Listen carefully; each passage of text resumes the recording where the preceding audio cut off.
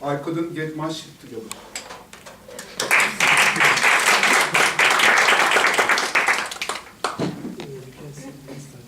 Many years ago, I used to be credit analysis manager in a French bank in Istanbul. We used to analyze the financial statements of credit customers to see if there is any credit risk and if it's profitable to do business with them. We used to analyze not only their financial statements, but also the sector they're in, how they're being affected by the economy, how they're being managed. And I had become quite a good expert on that with my team. Previously, I was in international audit firms. And on top of that, I built an experience on credit analysis. And before that, I had an economics degree from Boston University. So, add all that, I was becoming a fantastic expert in the field of financial analysis. I quit the bank and started giving credit analysis lessons in some foreign banks. But I wasn't satisfied. I also had some money to invest, and I wanted to become a very good investor. I wanted to make money, I wanted to become rich. So, what was missing was investment knowledge. On top of this finance and economics knowledge, I had to learn investment. So I started reading the books by the most famous gurus, the richest gurus, the fund managers, and richest investors. I brought some of the books, not all of them. I would have to carry the whole library, but these are one. This one, The Intelligent Investor by Benjamin Graham, a value investor. He is the father of investing. Can I put these books here? Yeah, sure. Oh. And this one by Stocks for the Long Run by Professor Jeremy Siegel. He claims that stocks are the safest and the best investment in the long run. I was learning a lot from these books. Oh, this one was one. It's an audiobook. 8 Steps to 7 Figures. So if you follow these 8 steps, you will become a millionaire. But it really teaches investment in a very well way. I was becoming a guru. Oh, Warren Buffett. I mean, you got to know how Warren Buffett made his millions, right? So this is a book written about his strategies. I learned this as well. Then I came across this book. Why Smart People Make Big Money Mistakes and How to Correct Them. Wait a minute.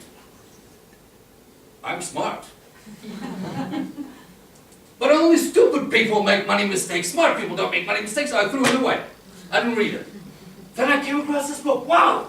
A book written by Warren Buffett himself. I mean, why read books about Warren Buffett when Warren Buffett has written a book about himself, how he made his millions? It said, Warren Buffett, Lessons for Investors and Managers. Wow, that's for me. So now, by reading how he became rich, I can learn how to become rich. So I started reading the book by Warren Buffett. Be nice to your mother. Be nice to your mother? I mean, everybody knows I'm nice to my mother. What's that got to do with investment? And then I read on. It talked about controlling your emotions, controlling your mental state. I said, all of this is positive thinking crap. So I skipped all these chapters. Warren Buffett says, don't skip these chapters. I skipped them all, and I started reading what he says about investment strategies, investment techniques. I was becoming really good. Really good. My friends were asking me what to do with their money, how to invest their money.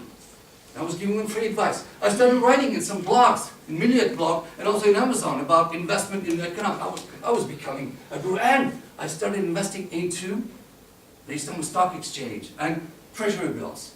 I wasn't rich yet, but I was going to become rich. I was going to write books as well. And then I developed Excel spreadsheets. In those, I analyzed my profitability of my investments on a monthly, quarterly, annual, and compounded basis. And I saw proudly that I was making a lot of money from my investments. And I checked these books with my spreadsheets, Excel spreadsheets, to see if the analyses they made were correct. They were correct. I could rely on these books. And I was finding mistakes in other financial analysts. I called the Sabah newspaper once. I said, your analysis is wrong. The financial analyst there thanked me. But when I called the Hurriyet financial analyst, by pointing out his mistake, he didn't come to the telephone. He was too afraid because I found his mistake. I was too good. In fact, I had become sexy, too sexy for my shirt, too sexy for my... I was too sexy for everything. One day, my father, 80 years old at the time, said, Rasih, what are you doing with your money and investments? I said, I'm making money, of course. Let's take a look, he said. I said, okay. I proudly showed him my Excel spreadsheets. My father, at 80 years old, doesn't know Excel, doesn't know how to use a computer.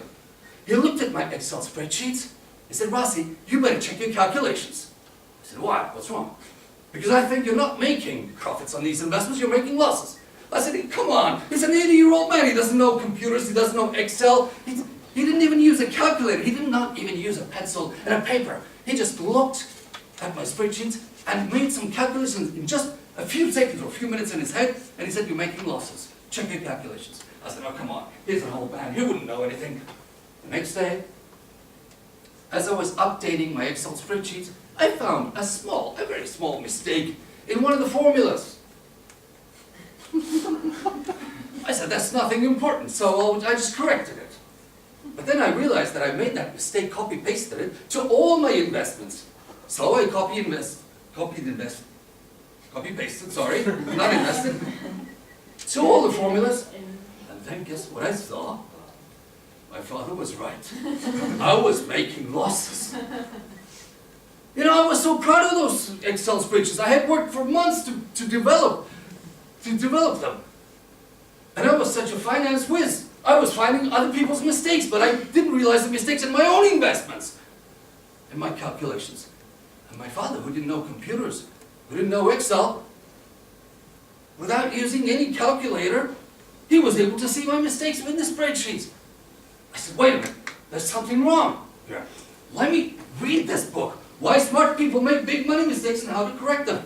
So I started, which I had thrown down before, I started reading this, and it said something like, okay, these are the mistakes that smart people make with money. Mental accounting, loss aversion, sunk cost fallacy, status quo bias, money illusion, bigness bias, anchoring, confirmation bias, overconfidence, information cascades. I didn't know what these were. But when I read them, guess what I found out? I was making all of these mistakes. I was smart, yes. And smart people make this mistake, and I was making all of them. And then what about the chapters that I skipped? Warren Buffett said not to skip. Be nice to your mother. Control your emotions, control your mental state. Warren Buffett was saying that the people who make most money in Wall Street are not the people who know finance the best, are not the hotshots who think they're very smart. The people who make most money are the people who control their emotions and don't panic when stock markets crash and go into panic selling. So as I read this, I realized that that was me. I had to control my emotions. I knew finance quite well, but controlling emotion, controlling the mental state, that's what I was lacking. And I was also making all the mistakes here. Finally, eventually, I learned how to correct the money mistakes I was making. I didn't become rich, but eventually I made profits on my investments.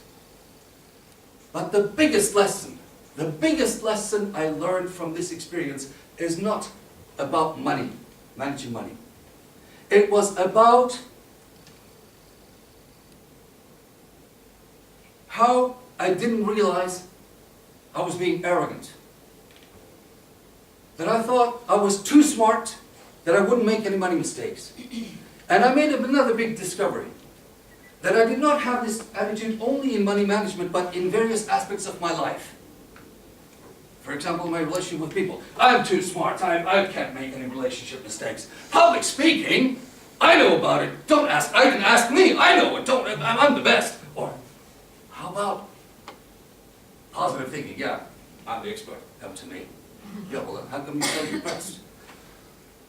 So, I discovered that the main problem was having this smart attitude was causing mistakes both in money matters and other aspects of my life.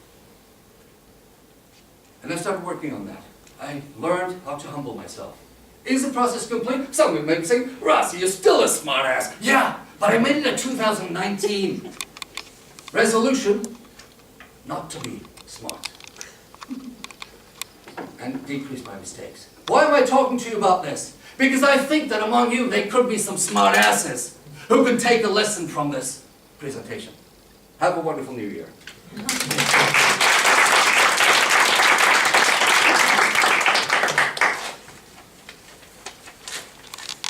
Please write your comments for Mr. Rasih.